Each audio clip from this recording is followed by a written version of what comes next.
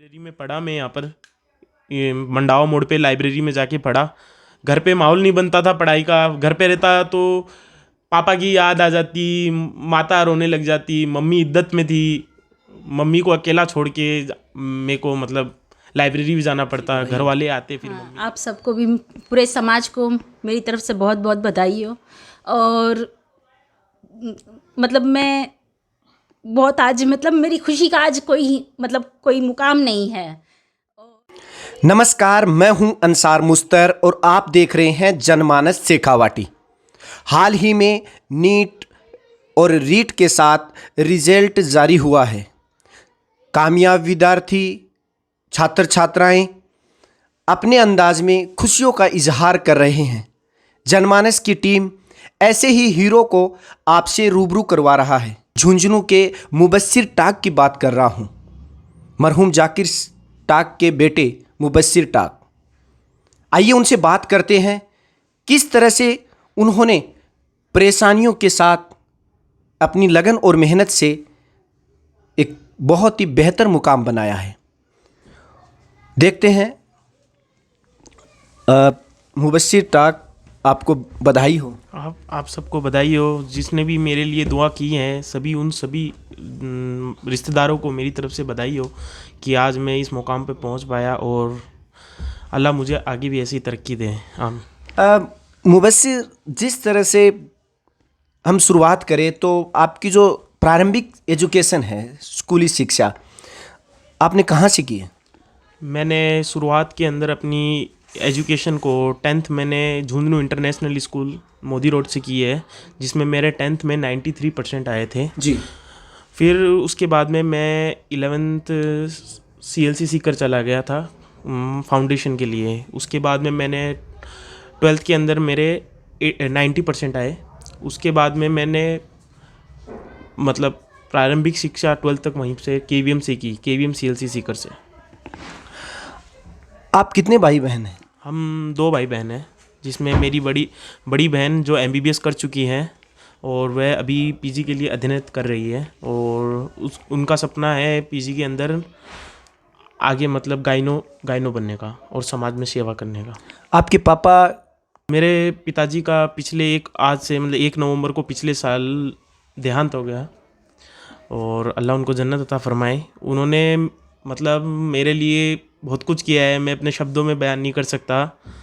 उन्होंने मतलब छोटा था, मैं और भाई बहन जब से बोलते थे कि मेरे दोनों बच्चे डॉक्टर बने और एक समाज के लिए प्रेरणा बने और समाज की सेवा करें। तो जब से ही हमें था कि हमें डॉक्टर बनना है।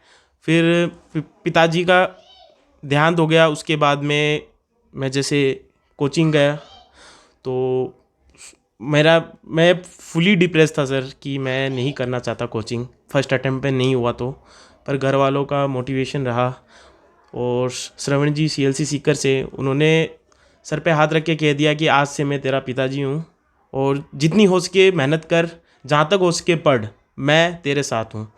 ये अल्फाज मेरे लिए काफ़ी रहे। इसमें मेरी माताजी का भी काफ़ी रोल रहा। उन्होंने एक पापा की तरह मेरे लिए फ़र्ज़ निभाया और आज इस मुकाम पे मुझे पहुँचाया सर। आपकी माताजी आपके पिताजी के साथ पिताजी की भूमिका में रही है। मैं बयान नहीं कर सकता मुबस्सिर टाक जिस तरह से ऐसे हादसे के बाद भी अपने परिवार के लिए एक इतिहास रचा है, नाम रोशन किया है। ज़रूर हर कोई ये वीडियो देख रहा है, उसको भी सीखने की और प्रेरणा लेने की ज़रूरत है कि जिन छात्र छात्राओं के तैयारी के दौरान ऐसे हादसे हो जाते हैं, इस दुनिया से इनका बाप चला गया लेकिन इन्होंने हिम्मत नहीं हारी। धन्यवाद CLC सीकर के श्रवण जी को, धन्यवाद इनकी माताजी को, धन्यवाद इनके पूरे परिवार वालों को कि इनको हिम्मत बंधाई रखी और आखिर इन्होंने कामयाबी हासिल कर ली।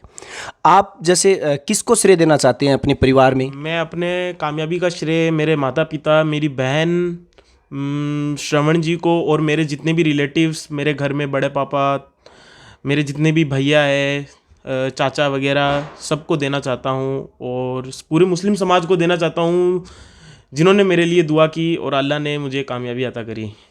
आपके जैसे फैमिली के बारे में आप बता रहे कि आपकी बहन भी डॉक्टर है और फैमिली से काफ़ी लोग अच्छे अच्छे पदों पे आसीन हैं।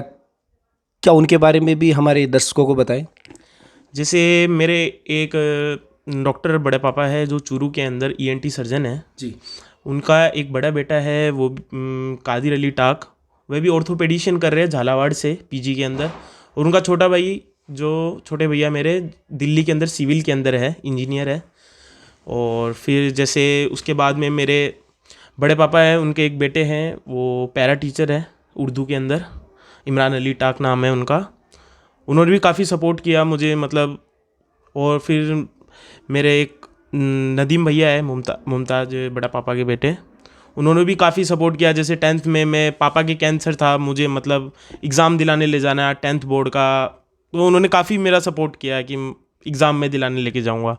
और उसके बाद में मेरे एक चाचा है जो प्रिंटिंग प्रेस है उनके। और उसके बाद में एक चाचा है मेरे, साजिद हुसैन छिपा, जो कि हनुमानगढ़ के अंदर ACGM के ऊपर जज है। उन्होंने भी काफ़ी सपोर्ट किया, मतलब पापा जाने के बाद वहाँ पर मैं सीख कर रहता था, मुझे कभी डिप्रेस नहीं होने दिया, कि मतलब वो ऐसे ही कहते थे कि तुझे अपने घर का नाम रोशन करना है। और मैं बताना चाहूँगा कि मैं अपने घर का एक चौथा डॉक्टर बनने जा रहा हूँ, आप सबकी दुआ से। जिस तरह से अभी आपका कौन सा प्रयास था? मेरा ये दूसरा प्रयास था सर। और इस समय कोरोना की वजह से आपकी, जैसे एक रेगुलर आप क्लास में स्टडी करते हैं ऑफलाइन, तो इस समय शायद ऑनलाइन का भी जरिया बना था। तो ऑफलाइन और ऑनलाइन में कितना फ़र्क समझते हैं और कौन सा बेटर रहता है? सर मैं तो ये कहना चाहता हूँ कि बच्चा कोई भी हो, पढ़ने वाला बच्चा होना चाहिए, दोनों मोड सही है। अगर आपको ये है कि मुझे अपना सपना करना है, तो आप किसी भी मतलब बाहरी उसके ऊपर नहीं आओगे कि मुझे ये डिस्ट्रैक्शन मिल रहा है, ये डिस्ट्रैक्शन मिल रहा है। आप पढ़ाई करना है तो पढ़ाई, वरना आपको फ़ोन मिलेगा तो आप सोचोगे कि भी ऑनलाइन है तो मैं ये देख लेता हूँ, वो देख लेता हूँ, तो वो सबसे आप दूर रहोगे। तो ऑनलाइन भी बेस्ट है। ऑनलाइन के अंदर आप रीटेक लेके बार बार में समझ सकते हो, ऑफलाइन में नहीं है। तो फ़ायदा काफ़ी है ऑनलाइन में, पर बच्चे उसको इस्तेमाल करें तो। और मैं भी यही कहना चाहूँगा कि जैसे 2022 के जो नीट के बच्चे हैं या किसी भी प्रतियोगी परीक्षा की तैयारी कर रहे हैं, वह डिप्रेस ना हो, अपने माता पिता के साथ बैठे अपनी काउंसलिंग करें कि मेरी गलती कहाँ रही और मैं और कहाँ सुधार कर सकता हूँ, ताकि वे एक समाज के अंदर एक रोल मॉडल बन के आए, कि वो एक समाज को प्रेरणा वाले बने। मैं ये नहीं कहना चाहता कि आप हार जाओ, आप पीछे हट जाओ। जैसे मैंने पिछली साल हार मान ली, पीछे हट गए, पर माता पिता का और घर वालों का साथ रहा। बड़े बुजुर्गों ने कहा कि पीछे नहीं हटना, पापा गए तो क्या हुआ, दुनिया तो है, अभी अपन को करना है। तो मैंने फिर वापस से तैयारी की और ऑनलाइन तैयारी की, घर पे रहकर सबका मतलब साथ रहा। लाइब्रेरी में पढ़ा, मैं यहाँ पर ये मंडावा मोड़ पे लाइब्रेरी में जाके पढ़ा। घर पे माहौल नहीं बनता था पढ़ाई का, घर पे रहता तो पापा की याद आ जाती, माता रोने लग जाती, मम्मी इद्दत में थी, मम्मी को अकेला छोड़ के मेरे को मतलब लाइब्रेरी भी जाना पड़ता। घर वाले आते फिर मम्मी के पास उनको बैठने के लिए, तो काफ़ी परेशानियां रही, पर आखिरकार जो भी है अल्लाह ने आज इस मुकाम पे भेजा है, शायद पापा ऊपर देख के इसको खुश होंगे। आपका सपना क्या है और आगे किस तरह से आप अपनी जिस अंदाज में, जैसे अब आप डॉक्टर MBBS कॉलेज में आप दाखिला लेंगे, और आगे क्या सपना आपका? सर मेरा सपना है कि मैं MBBS के बाद सिविल लाइन के अंदर मतलब UPSC की तैयारी करना चाहता हूँ, ताकि समाज में, और जब तक मुस्लिम समाज में ऐसे आगे हम नहीं बढ़ेंगे तो हमारा एक अस्तित्व बनना बहुत ज़रूरी है कि हम मुस्लिम्स अच्छा करें, ताकि हम मुस्लिम्स की मुस्लिम की हो। मैं तो ये कहना चाहता हूँ कि वही बच्चा सफल होगा जो ये सोचेगा कि मुझे अपनी कौम के लिए करना है, तो उसमें अल्लाह की मदद अपना भी शामिल होकर आप पक्का कामयाब होंगे, इसमें कोई दो राय नहीं है। और जो आपकी तरह युवा बच्चे तैयारी कर रहे हैं, उनके लिए आप क्या एक अपनी तरफ से बात कहना चाहेंगे?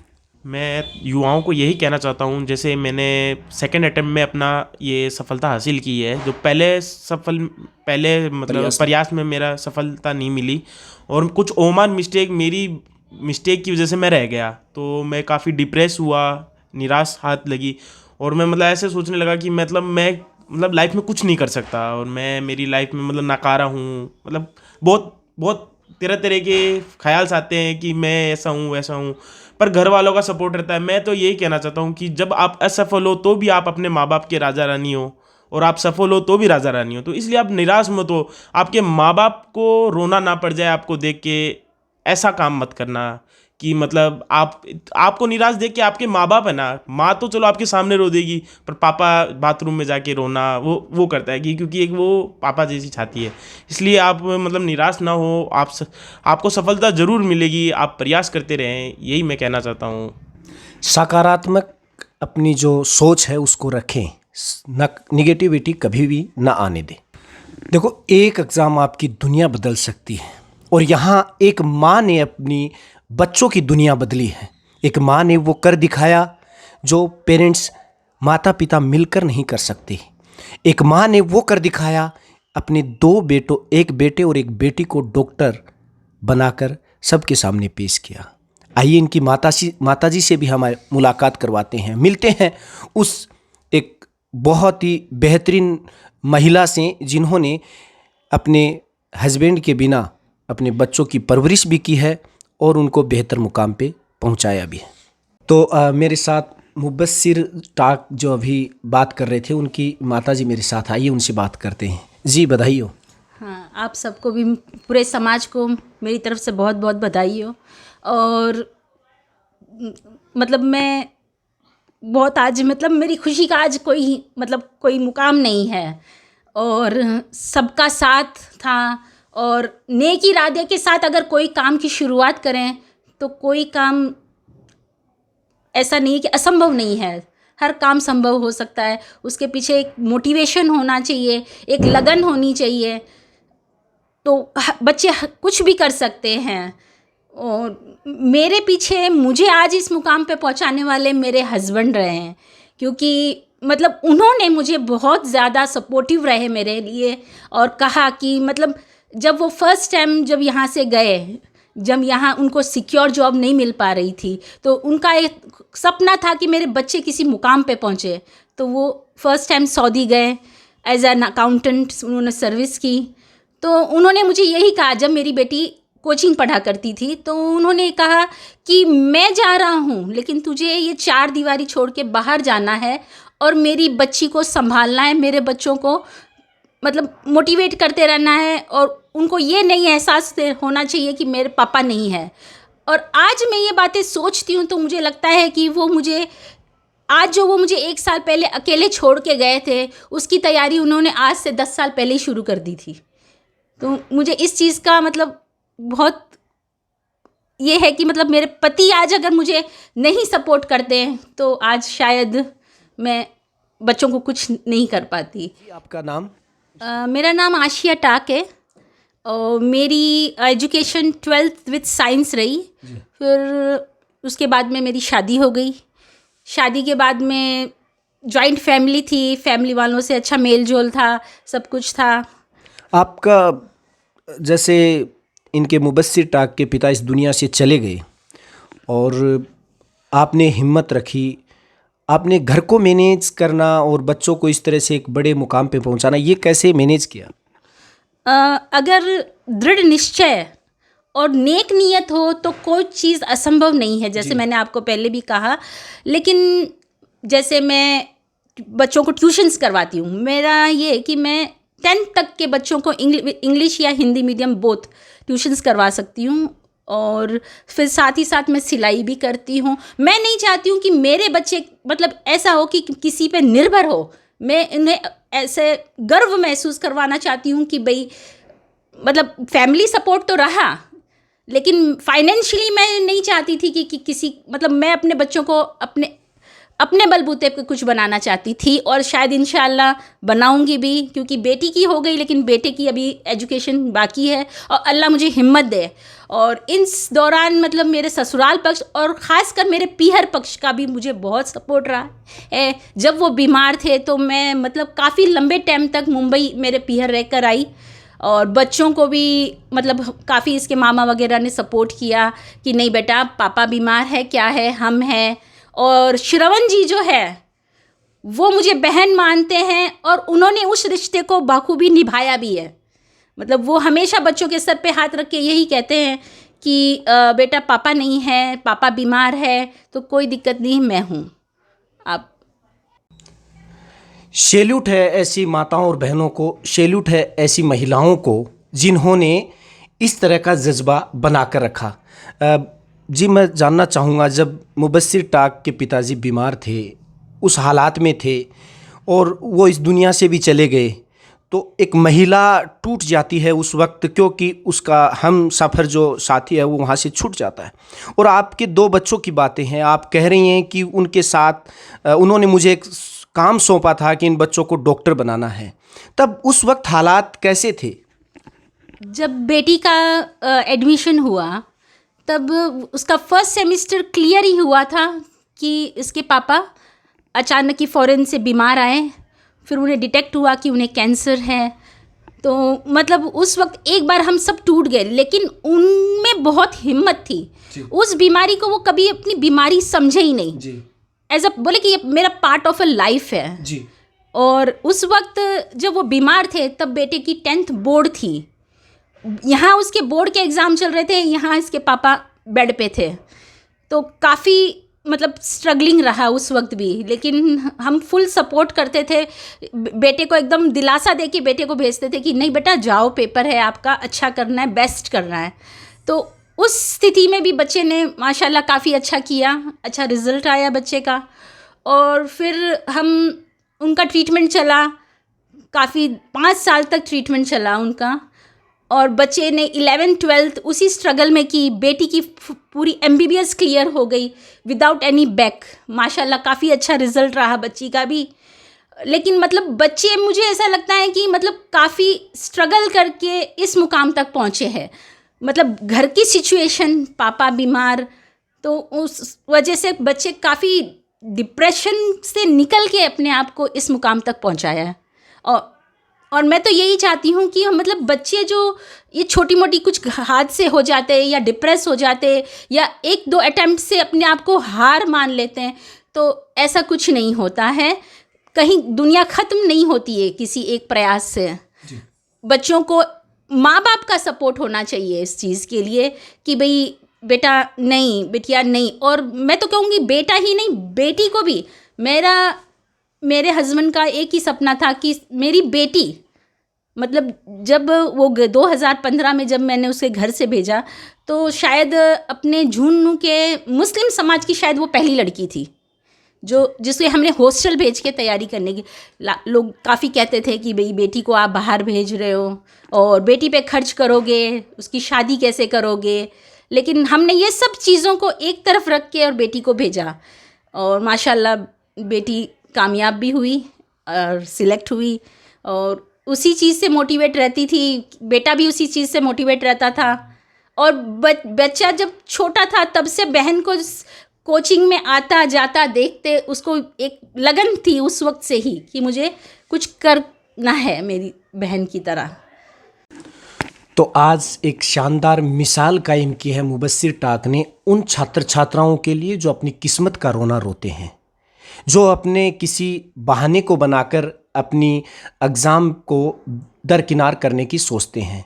जितने भी दर्शक इस वीडियो को देख रहे हैं, सोचने की ज़रूरत है, गौर करने की ज़रूरत है। अगर हिम्मत हो आयशा टाक जैसी, अगर हिम्मत हो मुबस्सिर टाक जैसी, तो आप बशर्ते कामयाबी की तरफ बढ़ेंगे और आपको मदद मिलेगी। आज इनके वालिद साहब मरहूम जाकिर टाक साहब इस दुनिया में नहीं हैं, लेकिन हम सब उनकी मगफिरत की दुआ के साथ यही उम्मीद करते हैं कि उनके लड़के और लड़की एक बेहतर मुकाम और नाम हासिल करें। मैं कैमरामैन यूनुस के साथ अंसार मुस्तर, जनमानस शेखावाटी, झुंझुनू।